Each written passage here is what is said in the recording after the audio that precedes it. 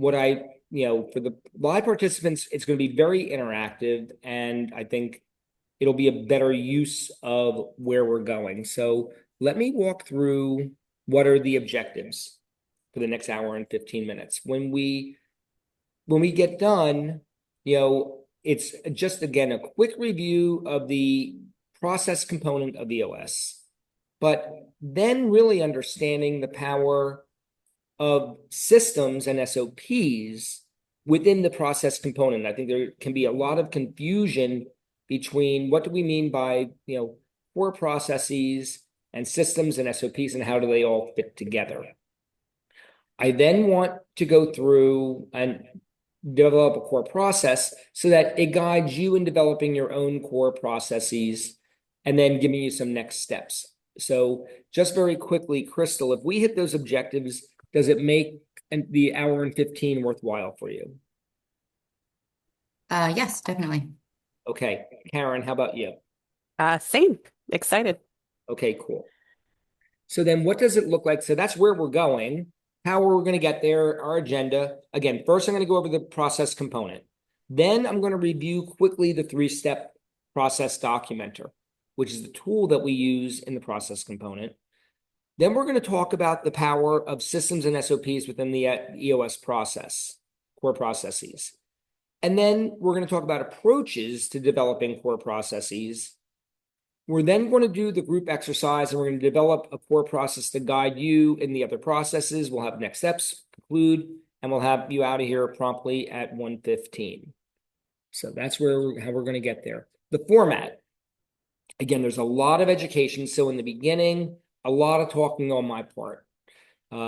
Then we're going to be doing an interactive group workshop. So whether we had 2 people or 30 people, I was going to do it the same exact way, which is we're going to pick one core process and working with the specific individual on that process, and then working through it as a group so we can ask questions and be iterative rather than sending people off to a breakout and really not come away with anything really tangible. I wanted today to be a very tangible exercise so that we can actually see the challenges, the opportunities, and come away with something that's actually viable and use that as a template, which then gets us to the fact that you should, if I do it correctly, that you should leave with actionable items and homework to do. And again, as we go along, right now we only have 2 in here, so it's easy, but questions are encouraged. I said raise hand on reactions icon. That would be if we had 10 with the 2 of you, just shout it out. I don't, you can interrupt, or if you want to use the raise hand emoji, icon, I'm okay with that. Any questions? No, good to go. Okay. All right. So let's start with, we have this thing, we have the 6 components. We know we have vision and people and data and issues and processes, which sit over here, and then traction. And this is, what we call core processes. And within that, what is the purpose? What is the real impetus of the core process component? And it ultimately, in our world, it's about scaling. It's about preventing you from hitting the ceiling. It's about how do we scale the business and how do we increase efficiencies. So that's ultimately, to me, the objective. And again, there you go. And the 2 things that we do within the process component is we document, and then we have this thing FBA. And Karen, we'll put you on the spot. Do you know what that acronym stands for? Do you remember? I don't. I failed the Okay, first that's quiz. okay. And Crystal, do you remember what the acronym FBA stands for? No, I don't. Okay, well, that's good. So I love when you guys say no, because then that means that there's things that you're going to learn. So it's good to say no. And the problem a lot of times is we are going through the EOS process and there's things that we just don't know and we're maybe afraid to ask. We think we should know. FBA stands for followed by all. And as we go through today, we're going to be defining what that looks like, and we're going to be talking more about the companion workshop with this, which is all about FBA. So we're not going to hit FBA today, but we'll understand what it is. So the tool that we use to bring this component to life is what we call the three-step process documenter. So if you were going through implementation, we actually take an hour and we teach this in the tool. I'm not going to do that right now. I'm just going to tell you about the tool. And because what we're not doing is setting the stage for getting your 6 to 10 core processes in your company set up. Instead, what I'm going to do is show you an example of one core process and how once we get into it, we're going to be really spending our time in this document stage. But if we were going through the hour, the first thing that we would do is we would identify in your companies the 6 to 10 core processes, the things that we do, rinse and repeat over and over again that exist in your company. Then we would document them. And then we would set up and say, how are we going to document them once we leave here? And we're going to show what we do with that. But we think of it in a linear fashion. I'll draw that up in a second. We then create 1 to 5 sub items within that. And in there, we're talking about who, what, when, where, and how we do that sub item. And we take this thing called a 20-80 approach. The 20% of what we do that yields 80% of what happens. And that's very important. It's very high level. Each process is in 1 to 5 pages. My preference, 1 to 2. But it can be as many as 5. And then once we have that, we package it in one unified message that every process looks and feels exactly the same. And I mean font styles, spacing, everything. That when you go process to process, everybody in the company knows and looks how they feel, what they look like. They know what they're interacting with, that it's simple and it's easy to follow. And we give this package a name. So that's what we teach over the course of an hour. And once we have this document, we have this thing called FBA, which is followed by all. And followed by all is just not a concept. There actually is a checklist. The first thing that we have to do is make sure that everybody is trained on the process. And that number 2, we're measuring whether the process is getting done. And that 3, we're managing the process. And most importantly, we're updating the process. If we don't do these 4 things on an ongoing basis, it's not going to be followed by all. And if you are in any part of and if you're in a part of a process, so let's say we have an HR process, if your seat or your name is anywhere in that process, you must be trained in that process, the entire process, because the process affects you. And we'll show why that is in a moment. And again, that's what we're going to be doing on part 2. That's on June 15th, the companion to this. So we're not going to be spending time on FBA today. We're going to be spending time on getting it ready so that we can implement FBA. So I'm going to come up for air, take a breath. Any questions on anything so far? I think we're good. All right.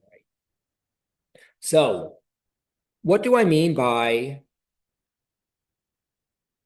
linear?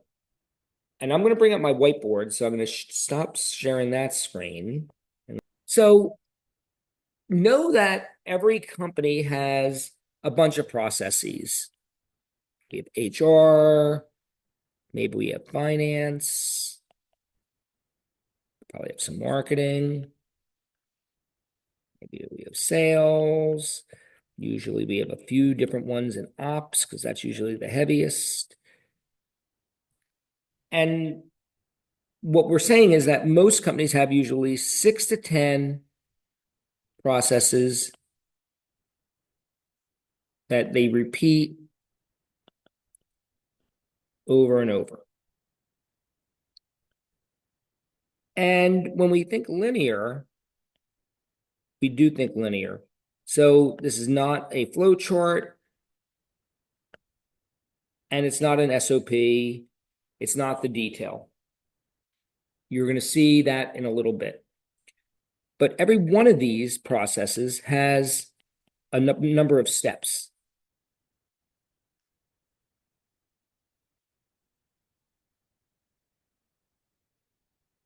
and it's never the same number of steps. I like to think of HR. Oh, and by the way, each one of these has sub-steps, so they can have up to 5. And I'm not going to make dots on all of them. And within here, we're going to say who is responsible and how do we measure it? How do we measure whether it's happening? Now, let's just think about HR. Let me just show you why it's supply chain. Everybody,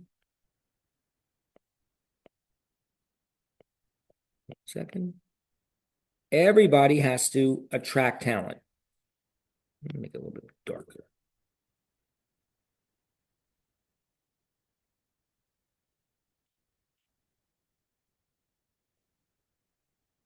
So everybody would agree that we have to attract talent, right? Now, once we attract talent, we have to select talent. And after we select talent, we typically have to onboard talent. And then we have to then keep them motivated and train them and also make sure they're in compliance. And then unfortunately, sometimes we have to terminate talent.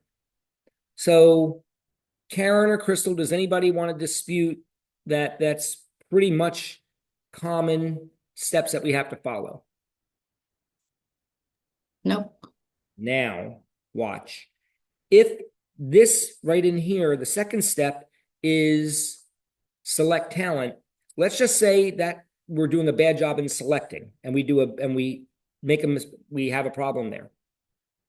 Are we going to have a problem in onboarding talent if we made a bad process selecting? Yes. Yeah. And by the way, do you think if we made a bad job selecting that we might have a problem with keeping them motivated or keeping them in compliance? Absolutely.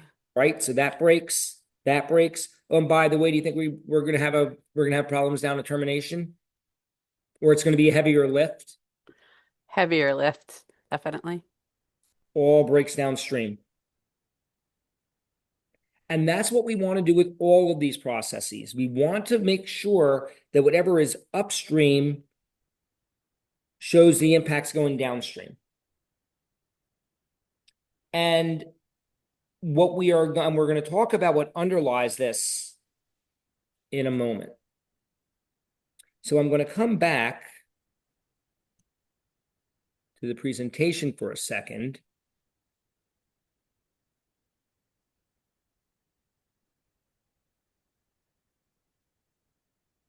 Again, I'm going to stop for a moment. Any questions on where we are up to this point?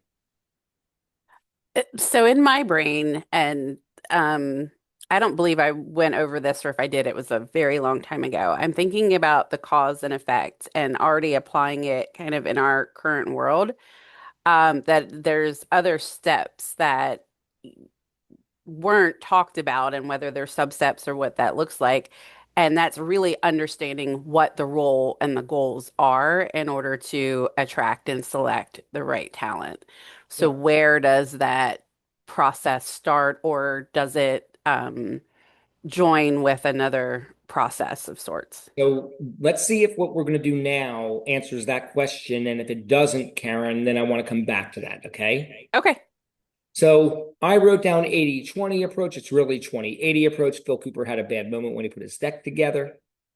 But it's 20%. So just switch the 20 and 80.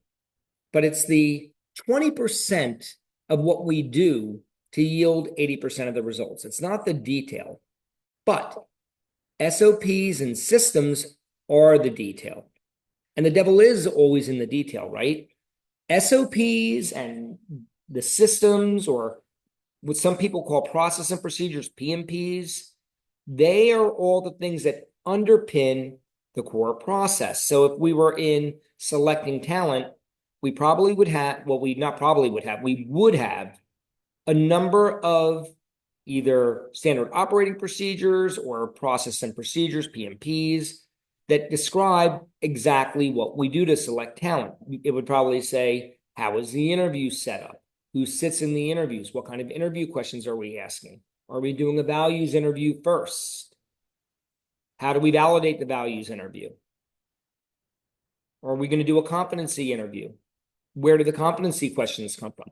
All of that stuff is the stuff that goes underneath that provides the framework for followed by all. Because remember, in followed by all, we have to train on the process.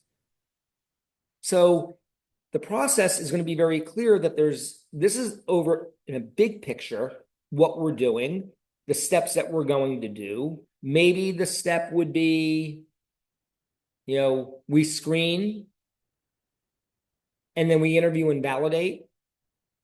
And then maybe we make a job offer and then maybe we close. Because to me, selecting talent is like a sales funnel. We are trying to bring somebody in. We're trying to be attractive to them. We're trying to make sure that we have a right fit, that we want them. But then if we find somebody that we want, we don't want them to pick somebody else. So we would do that. The SOPs, the PMPs, systems, whatever we want to call them, they provide the detail for the core process. But remember, very important, the more complex we make the detail, the harder it is to scale. And so I like to use a thing we teach called the complexity model, which is 2 people, 3 people, and 4 people. I want to take a moment. I'm going to share my screen again and draw this out for you because I think it's important to understand the complexity model. Because as you start to build your systems or your SOPs, again, the more detailed they are, that's good. But the more detailed they are, as you bring more people in, the harder it becomes to train. So think of the complexity model as this. If we have 2 people and we make a change to the SOP, we have to communicate it to 2 people if they have interaction with it. But let's say we add a 3rd person to the selection process. So this is 2 times. We just have to communicate it both ways. These 2 people have to be on the same page.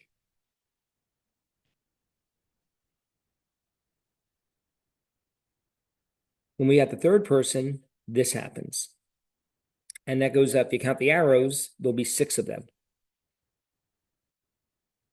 And now if we add a 4th person and we change 1 step in the process, all these, and if you count those arrows, there's 12 of them. Just imagine if you had 10 people. This is why things break. And if we're growing fast and we're scaling really quick and we're adding lots of people, or God forbid we have turnover, the more complex your SOP is, if it doesn't change, it's not so bad. But the minute you make 1 minor change, everybody's got to understand it. And this is where it can go really wrong really quick. So as I'm stopping my share and coming back to the PowerPoint, any questions on where we are up to this point? Okay.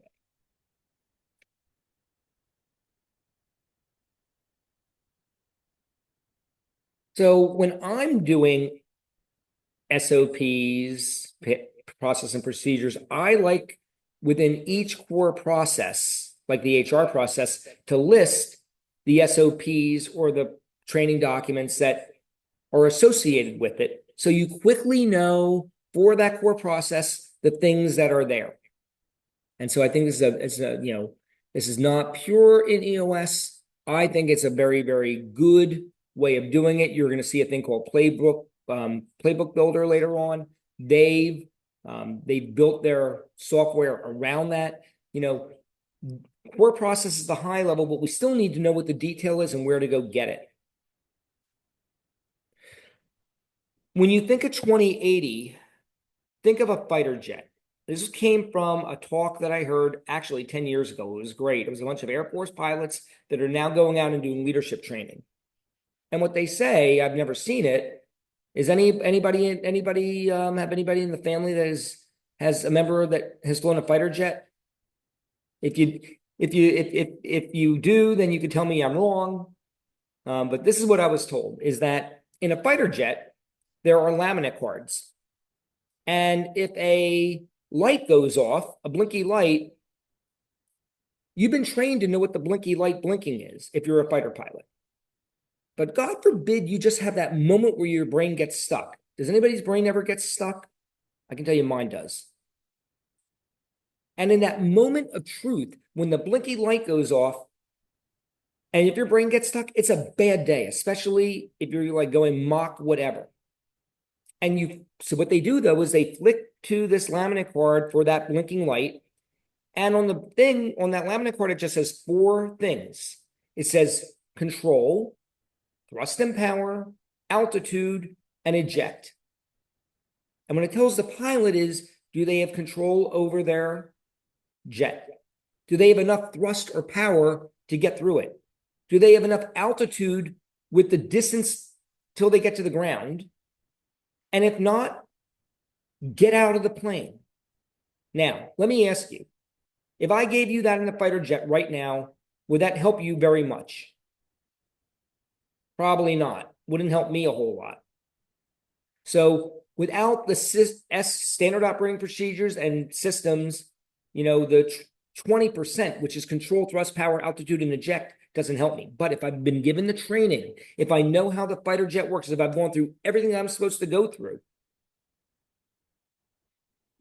it's very powerful.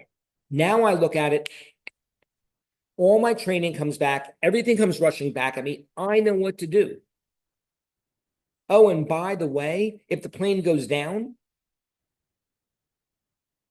the first thing they're probably going to do is say, did the person have control? Did they have enough thrust or power? Did they right altitude before they ejected? Did they eject too early?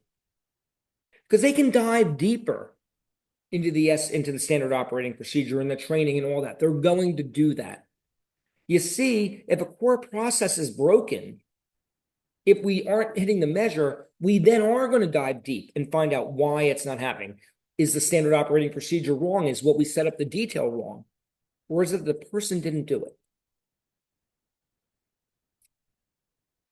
Now, who sets up a core process and how do we go about it? So there's really 2 options, and I'm talking about the high level, not the SOPs, not the detail.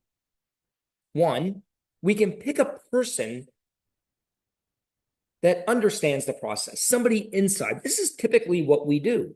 We pick somebody in HR to create the HR process because they understand it, or somebody in operations to create the operations process. There's another way to approach it. By the way, both work. It's really what you feel most comfortable with. And the second way of approaching it is you bring somebody outside of the department. Think of it like bringing in a consultant who knows nothing about your business. And people say, well, how can somebody come in who knows nothing about my business and then render thought on my business? Very easy, because they're coming in from a very high level with no preconceived notion, no bias, and they're going to learn what's going on. And they use their not knowing to their advantage. They just get really curious. They ask lots of questions. And they see if things connect, if they make sense, because they're not biased. They're not, they're not in the woods, they're outside. So both ways work. Some companies will use both methods, but how you approach developing the core processes in each of you, you want to be intentional about how you're approaching it. The other thing that you want to keep in mind about the person that you select to do the core process is, can they simplify all the SOPs and systems into the core process? In other words, let's just say we went back to that fighter jet. The person that knew all these SOPs that made it really powerful, could they narrow it down to 4 things? Could they make it this and then put 4 or 5 bullets under each of these items and distill all of this stuff down to that? And then, can the person identify gaps? In other words, in the SOPs and the systems that are out there, as you develop this, you're going to find things that are missing. Or are you going to find the things that aren't clear in the SOP, or maybe that their training material doesn't exist? Can they do that? And as they find them, having them be able, or they should be able to, but it's getting them onto the long-term issues list. We're going to talk about that in a little bit more depth in a moment. But this is when we look at who is going to do this, they're going to need to do all of this. And if they're not good at doing all of this, then we're going to have trouble achieving it. Now, have Crystal or Karen, have either one of you done Colby's in your companies? Colby is an assessment tool. Yes, we did. Okay, so this will mean, so Crystal, do me a favor. I'm going to put you on the spot if you can. If you can take the fifth if you want. Can you tell Karen a little bit, in maybe 1 or 2 minutes what Colby is and what it's designed to do for you? It's a personality or like a personality, like traits assessment. And it is, if I recall, we did do this like a year and a half ago. It is designed to help you understand and others understand how you like initiate work, right? Like how that's right, like what motivate, like how you work, what I guess initiating work means to you, what it looks like for you. It might look different for everyone. Like I'm a questioner. So that's how I take action. How I get started is by asking a lot of questions first. And it's where Crystal either draws energy from or that sucks the life out of her. hmm Or when somebody does something in the exact opposite, why she probably wants to rip her hair out. It's why I have no hair left. So a fact finder, so Karen, is somebody that they want lots and lots of facts before they make a decision. And so on a scale of 1 to 10, 1 means you don't need much facts to make a decision. You'll just go. And and a 10 is you just need to know everything. You can't make a decision until you've got every little piece of information. And if you have a person that needs lots of facts teamed up with a person that needs no facts, you can imagine where the friction goes, right? So, and follow through is exactly that. A high follow through means that they get things done.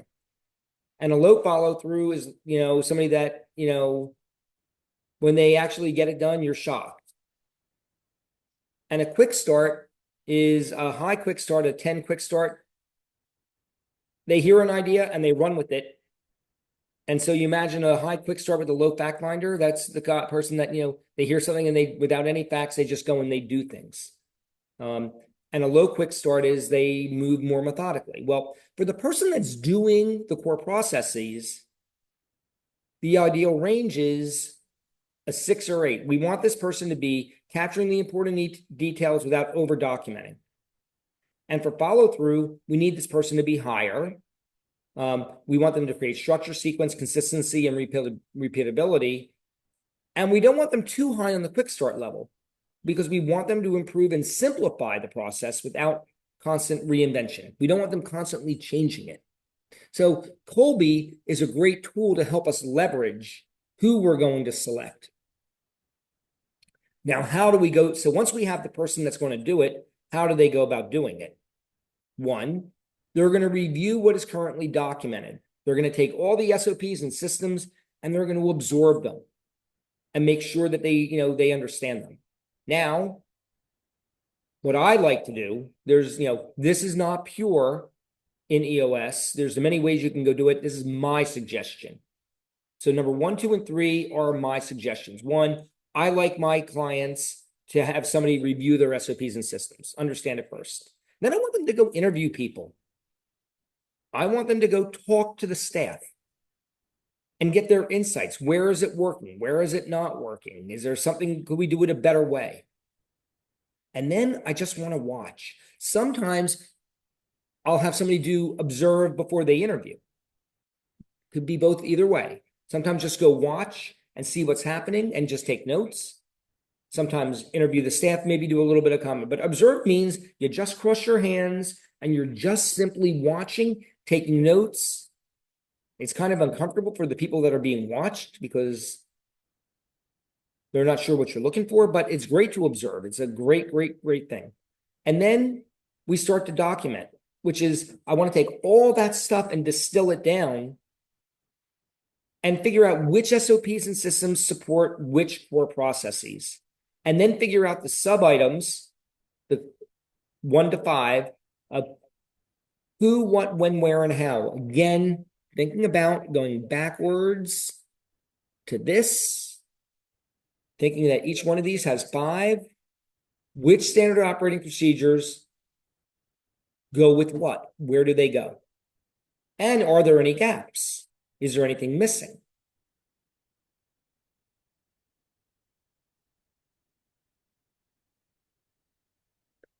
Now, before we get to the real fun part, which will be the interactive part, let's talk about the impacts of core process. I think this component of EOS is the one that is the I think the least used, because when we're implementing EOS, we really hold this one back until EOS is really functioning well.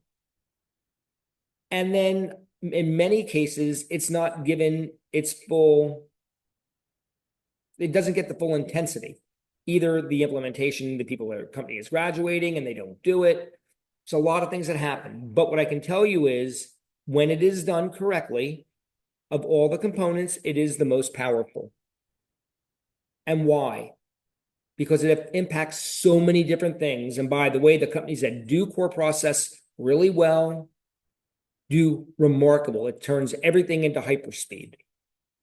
So first of all, it impacts people, because now we have GWC, get it, want it, and have the capacity surrounding the processes. We know who's responsible for what, and people know who's responsible for what in the organization. It just makes people interaction so much easier.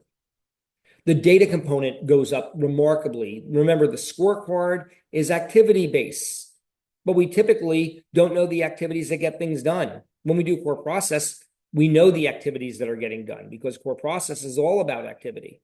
And now the scorecard just naturally becomes stronger.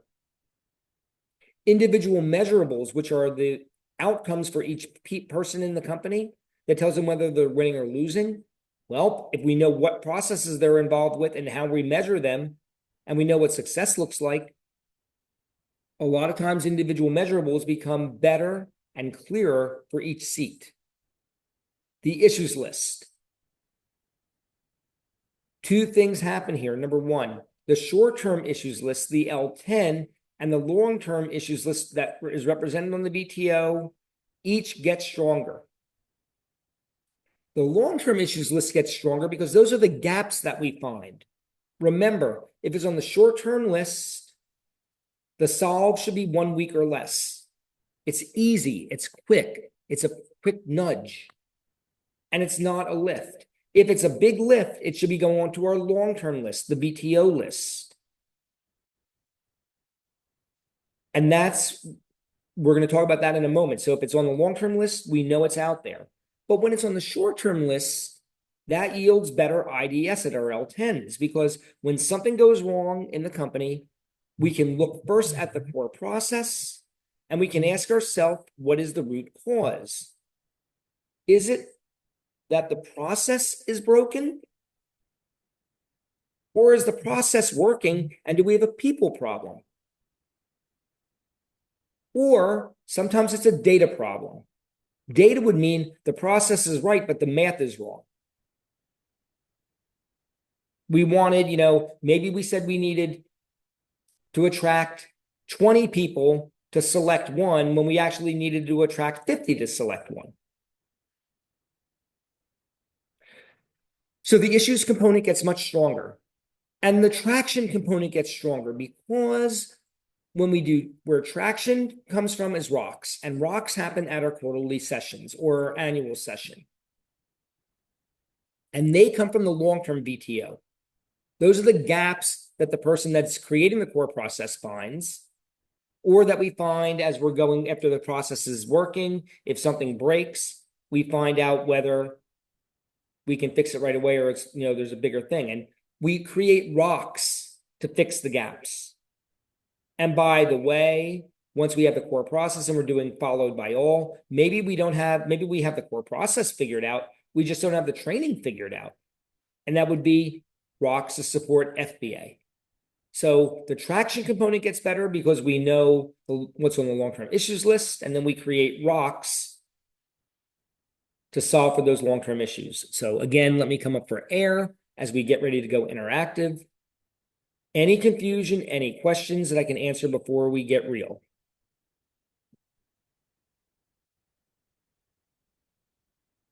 Okay, so I've got two of you. I want you each to take 3 quiet minutes. I want you to write down all of the 6 to 10 core processes that you think exist in your company, the things that we do over and over again, all departments, not just yours. And when we come back from the 3 minutes, I'm going to ask you to just real quickly in bullet form, tell me what you identified. And then we're going to actually pick one and we're going to work through it the rest of the class. So 3 minutes. Okay. So since I only have 2 of you, we'll get all of them. So Karen, could you go first? Give me your list. Man, put me on the spot. I Okay, will put you on so the spot. so I was trying to simplify this, right? Because this gets kind of big in my brain.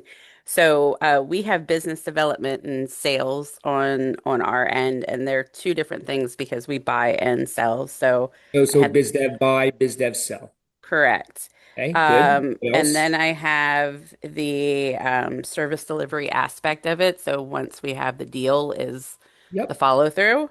The service Um, delivery. and then I have the finance and the contracts. Um, and then the inventory management. And then really interested in actually the HR part that you started going over as well. Okay. All right. Okay. I think Crystal added hers to the chat. Oh, okay. Can you read them to me, Mel? Yeah. It says onboard, offboard, run payroll, invoice customers, and sales. And she did receive a call. She'll be right back, she said.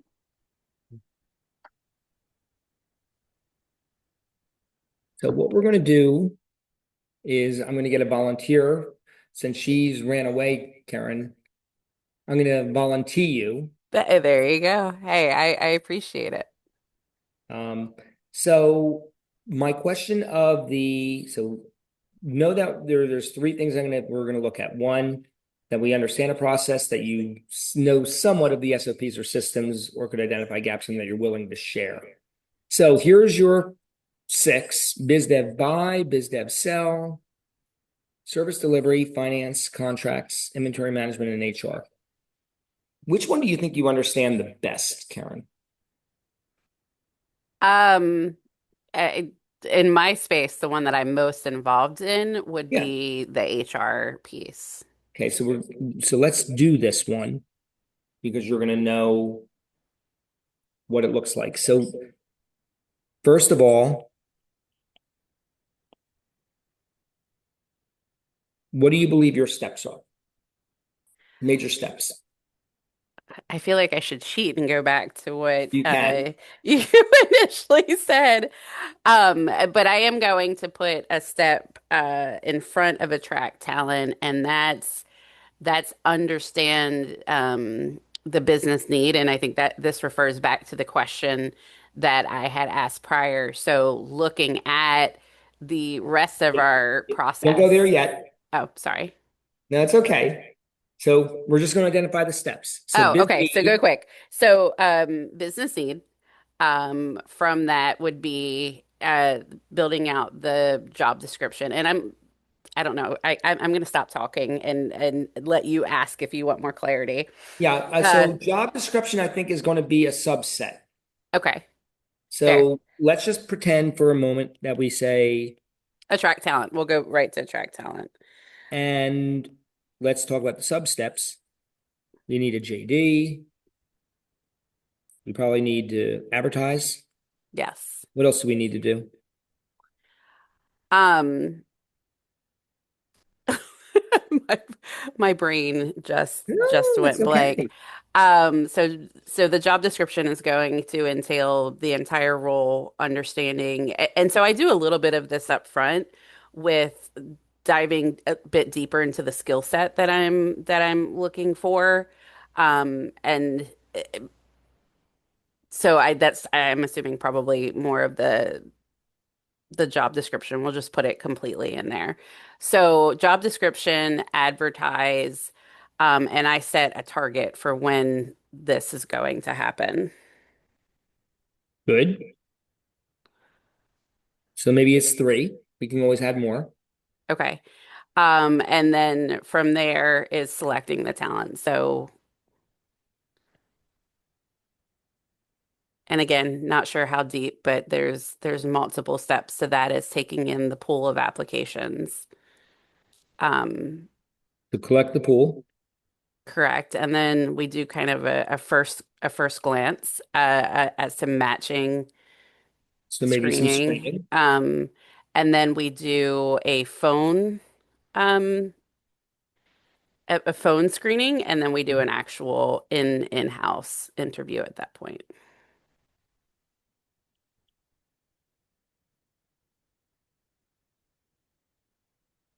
I'm sure you have to make an offer. No, everybody wants to be with us, Phil. And then you probably have to close them, right? Correct. So this would be 1, 2, 3, 4, 5, 6. So what I would say is we would probably want to combine. So we might say screen and phone. Screen and phone could be one. Yeah, I would agree with that. And so we narrow it down to 5. We want between 1 and 5. Perfect. I'm good with that. Okay. Now, the next thing we would have to do is onboard, right? Correct. And we'll just put the other steps out here. And again, it could be compliance could be its own step, or it could be but let's just for argument's sake say compliance and motivation. And there's many, we could put a number of things in here just for argument's sake. So think of the different things that could go in there, right? What do you Yeah. think? Oh, well, so from compliance and motivation, you want to have regular check-ins, 10-10s.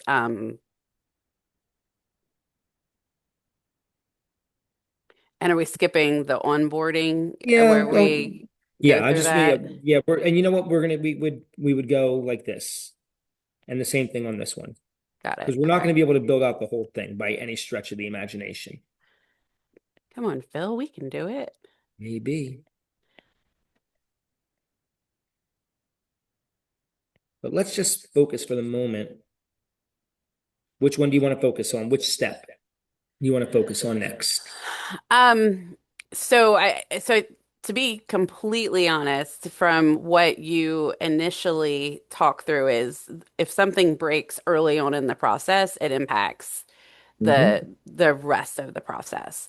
And so I think that, believe it or not, even though I could say back to selecting talent is critical, I think even the bigger really issue is onboarding, the training plan, the what does that look like Okay, so let's to build out the 5 then. So what are the 5 things that you have to do on your onboarding?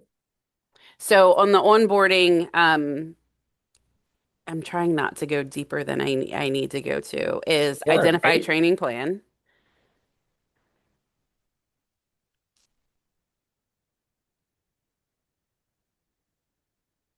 Okay.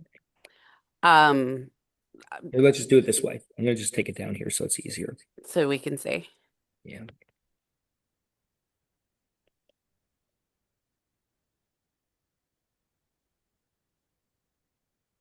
Okay.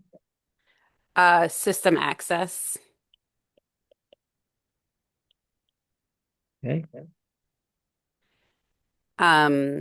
We do a 30, 60, 90 build out of what success looks like in that timeline. Okay.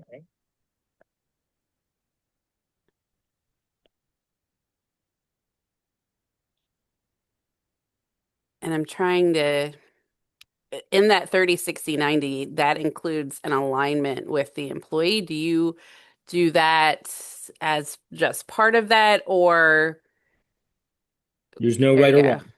Okay. I think that's good. And of course, execute the training plan.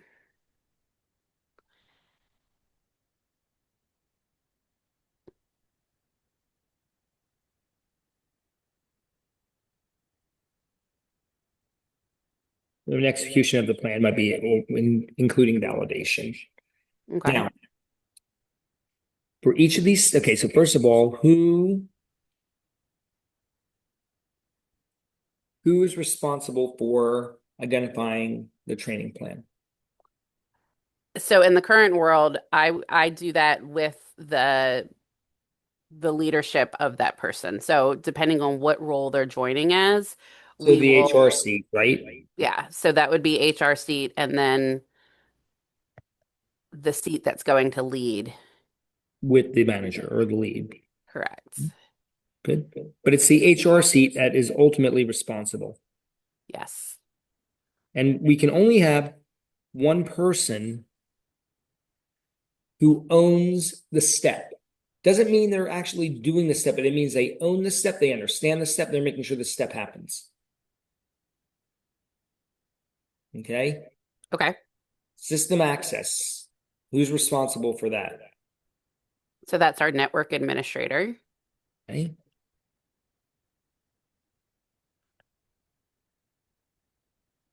Who's responsible for the 30, 60, 90 build out? That's the lead. Okay. Who's responsible for alignment? I would say that's the lead as well. Who's responsible for execution? That would be the lead. Well, the lead in the HR seat because I work along with them to ensure that these things are happening. So they would own it. Maybe it is the HR seat That owns it. Okay.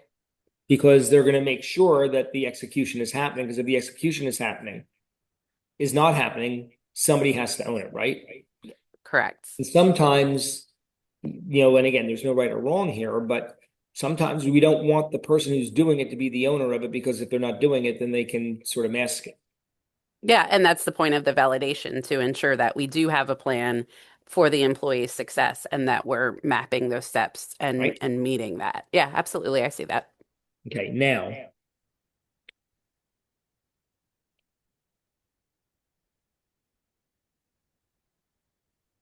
So we have who, what, when, where, how. I want to know if there are SOPs that exist. So let me ask you in the identifying the training plans, do we have SOPs? We do not. Okay. So I have my long-term issues list.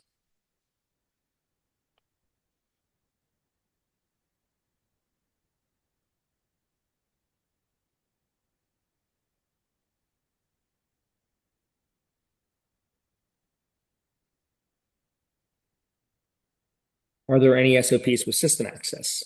There are.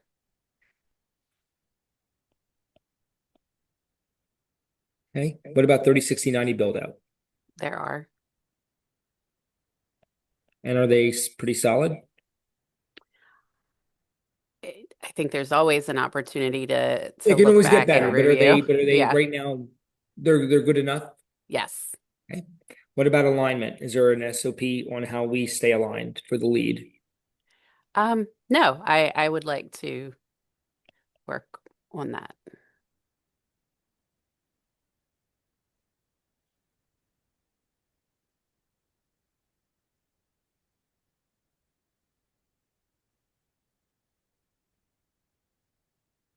Okay. What about executing and validating?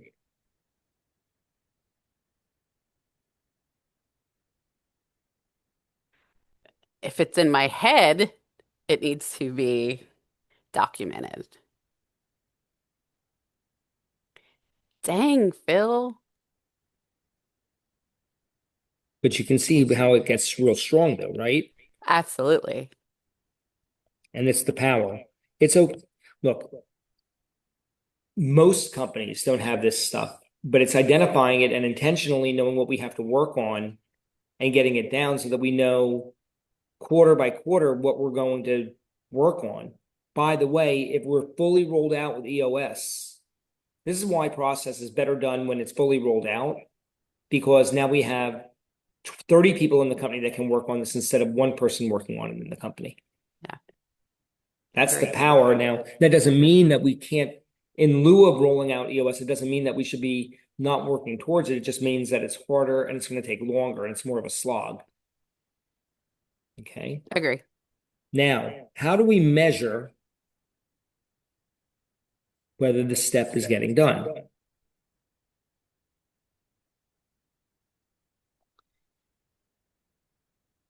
How do we bring the objective into the subjective world?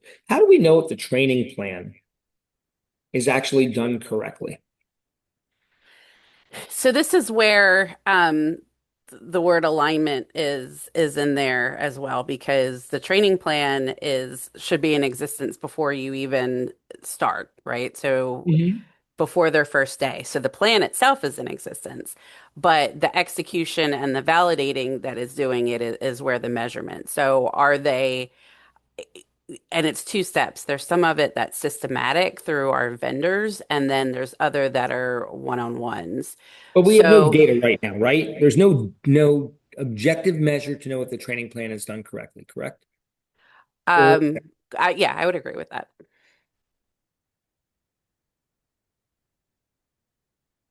and so again, I'm going to put down here data.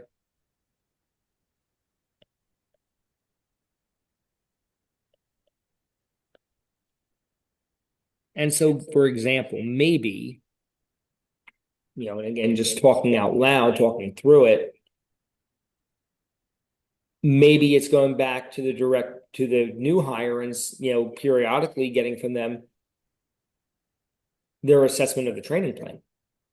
Yeah, absolutely. And that so there's two pieces of it. There's actual validations again through the technical sites and the vendors that we use and their knowledge bases. Um, and then you have the check-ins that lead to, and if we scroll back up to the top, I'm trying to remember where we placed everything. Um, this might be in the motivation and the check-ins. So obviously those are more frequent with a new hire to make sure that they're going through the places and then referring back to the 30, 60, 90. So we actually build out calendar meets at based on the training plan But I of would, what but I would access they argue have though, and that what happens in here and is measured in here and is measured in here are different.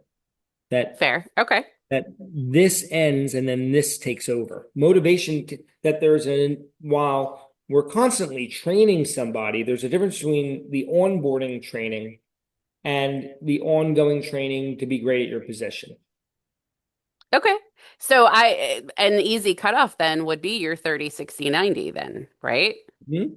Yeah, maybe at 90 days you're So through. once 90, then you move into the compliance and motivation. Right. So that goes back to the measure over 90 days. That's the when 90 days, right? Yes. It's higher. Or it's 90 days from start.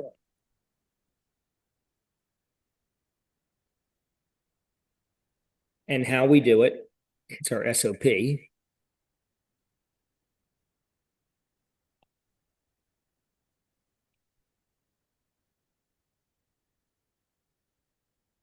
And some of them we know, for number one And number 4 and number 5, we don't know how to do it. Well, we do, but We need to we could make flush it out. mistakes. Correct. Yeah, we could make mistakes. We could become inconsistent if we're, just doing it by rote, then that's where mistakes happen. That's when you say, I'm sorry a lot. And what we're doing also comes back into our SOP. And our who, we've already identified as which seat is doing it. And so then, again, to me, the measure is so important because we want to know who and what what it is and how it's measured by. So again, for this one, maybe it's that the employee survey on onboarding. What else could you, and I think also you could have it also be the lead survey on the onboarding, right? Correct. Yeah. Is there any other thing that let me give you one would be more interesting. What about if you did it from the peers? So we do. Do they think that the onboarding of this person has been effective, right? Okay. I like that. Maybe.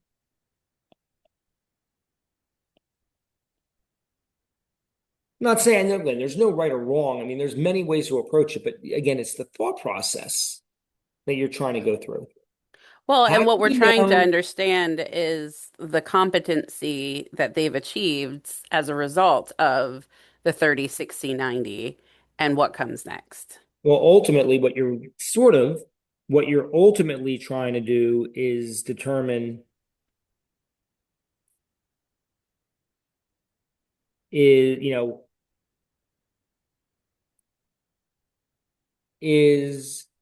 the training plan, was the training plan right? That's what, for this one, you're trying to do the training plan. Now, this group up here, theoretically, might be the overall measure.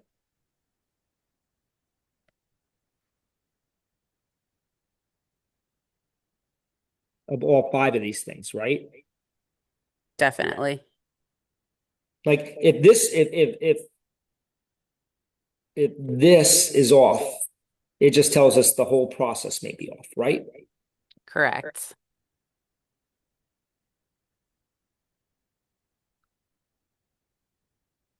Or whatever we come up with. Yeah, so if I'm looking at the overall training plan, the measurability goes against achieving the 30, 60, 90. And so coming back to the employee survey and the lead survey, like, Yeah. did we meet our objectives? And see how it comes together? It does. And the what I really like about this discussion is, I own a lot of this. So if you ask me, do we do this? Do we do this? I've got it. I know. But then when we sit down and break it down like this, I'm recognizing where we need to flush it out a bit more and communicate more so we know who's owning and at what points, where it's not just organically happens or doesn't happen because we don't have everyone following that same process. Right. And so, and again, other people are watching this right now. So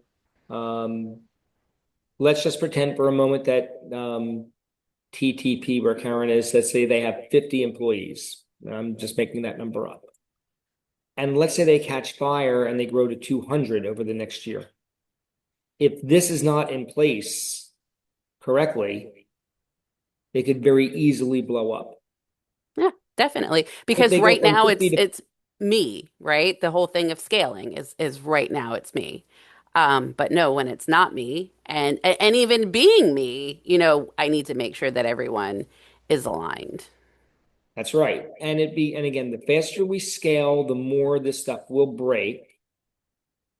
If we have 50 employees and we lose one employee and we only hire one, well, the impact of this isn't as great. But if we have higher turnover or we're just bringing on more people quicker and faster, the more mistakes we make. And by the way, every mistake we make in this HR process costs us money and demotivates our people that are currently there. Money, time, morale, Yeah. correct. Yeah. Because they lose confidence in our ability to bring in proper people.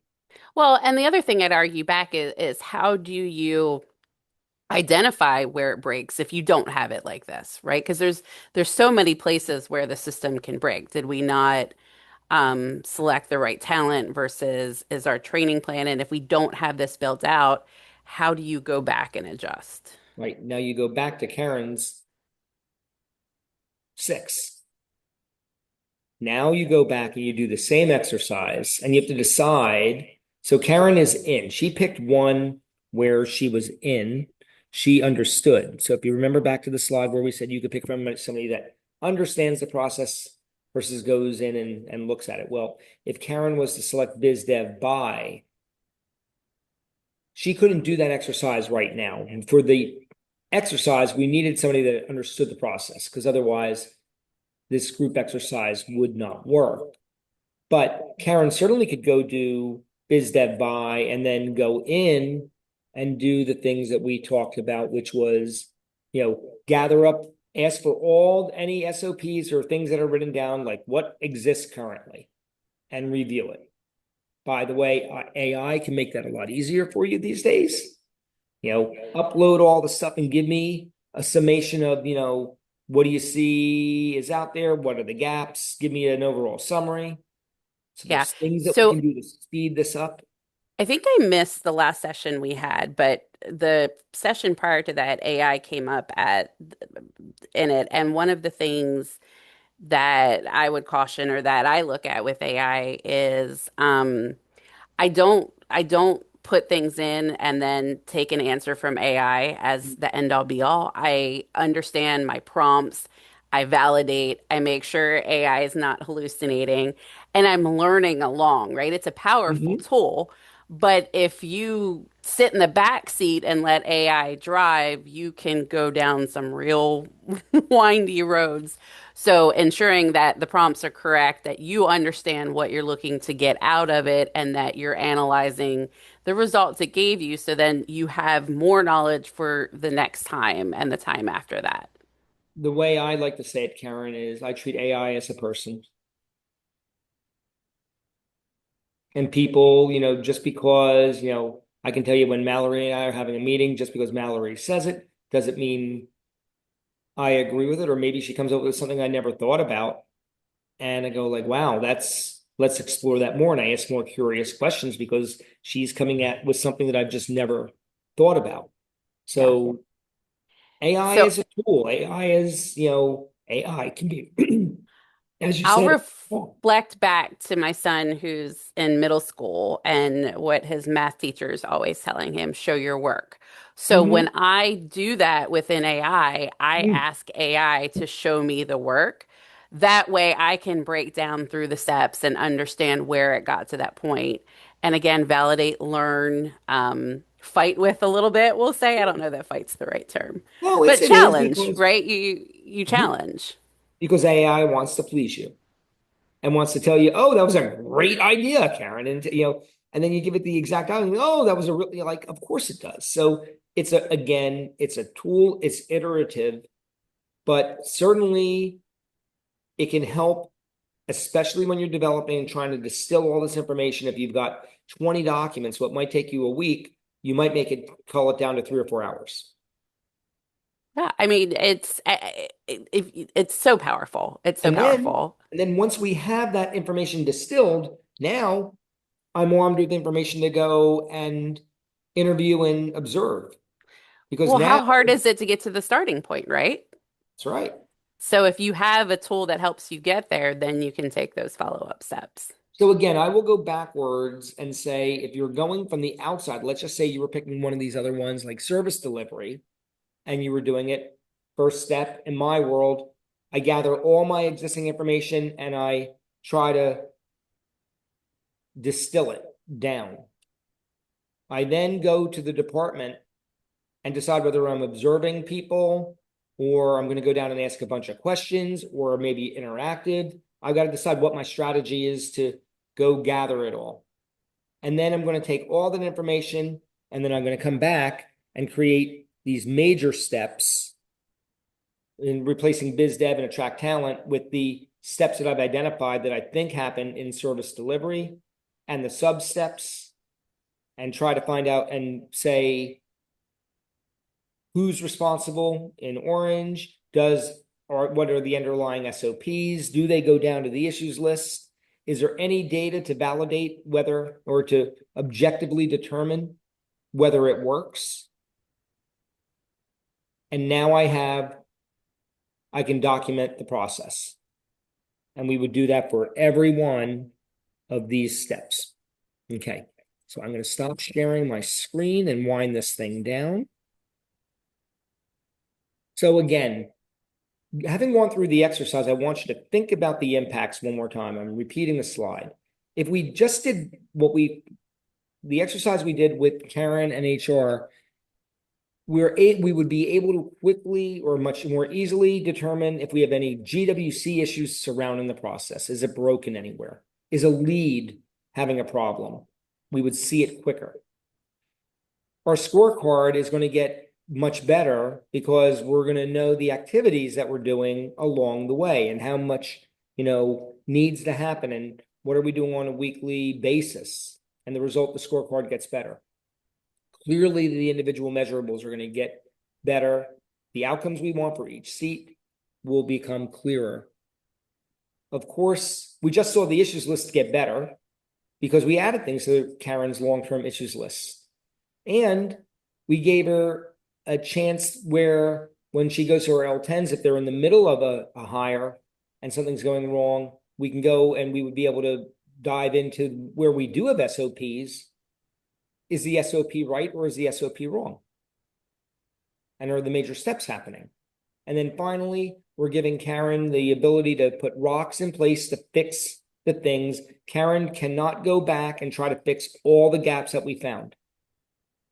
What we need to do is pick off a little bit at a time, quarter by quarter, 90 days by 90 days to fix that so that we can then be able to do FBA. And so a couple resources out there. One, shameless plug for two groups. One is called Playbook Builder. Playbook Builder is just an amazing, amazing tool that is great for followed by all. It's I think one of the best values out there. It's where you build your core processes. You put all the training materials out there. You put all the SOPs. You power it with an app, and you give your people the access to be able to go through this in one clean, neat system. If you have, it's like learning management system on steroids. So something to consider. I'm a fan, a rating fan. And then people like strategic exit advisors, you'll always hear me talk about build it to sell. These are coming in and looking at gaps, looking at your major processes and saying, where are the whole, if we were putting you out there for sale, what would it be the companies that would be looking to acquire you? Where would they see the gaps in your processes? Another great read is The Process Book by Mike Payton and Lisa Gonzalez. Good reinforcement, a great read in the EOS Mastery Series. And so our next steps and conclude. Okay, number one, for my clients, I didn't spell it right. Double I. Looks like it's Spanish or something. Number one, if you're an active client in the, and if you're in a, know that you would be learning the tool, the 3-step process documenter. And then if it's been taught that you're implementing it, and if it's not taught yet, that you will learn that. And that's when we do core processes. And that once we do that, we're going to be doing rocks until all the core processes are complete. Each core process usually becomes a rock and we assign it. For companies that are self-implementing right now, Karen, that would be like you guys, you're self-implementing Yes. right now. Number one, a big recommendation is to go, and if you're not subscribed to Basecamp and Academy for EOS Worldwide, it's to subscribe. There's all kinds of videos on this stuff. It's building on what we've learned. It's actually, a good way to just reinforce. And then for everyone, whether you're clients or graduates that are self-implementing or people that are just self-implementing, number one, try the 2080. I did get the 2080 right there, not before. On one core process, just like we did with Karen just now. Just pick one and try to do it. And identify, like we did with Karen, what are the gaps and the long-term issues. And then what systems and SOPs do we need?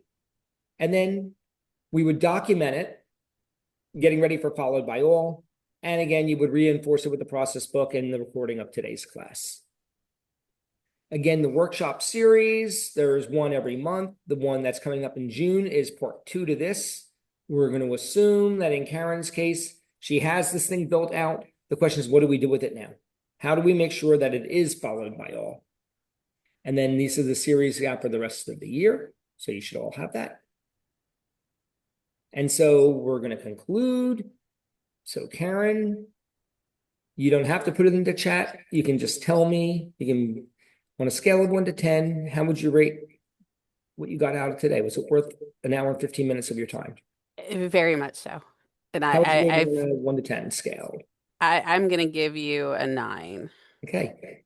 And what would we need to do better the next time to get it to a 10? Just curious. For me, it's the back and forth and the collaboration. I was very blessed to have your collaboration. I do feel like it's helpful to have other people's input as well to drive the conversation. Yeah. So, and again, for all of you that are watching it, we need you live, because live is better. And just think about that if you're watching this right now and it's kind of static. But if you were here, you could have asked Karen questions. You could have challenged her a little bit. You could have thought more about what you did. Getting you on these live is so important for both all the participants, but even more important for you. So if you're watching this, we want to make these 10s and we need you to do that. And I agree with Karen on that. Karen, any last minute questions before we call it a day? No, I'm good to go. Thank you so much.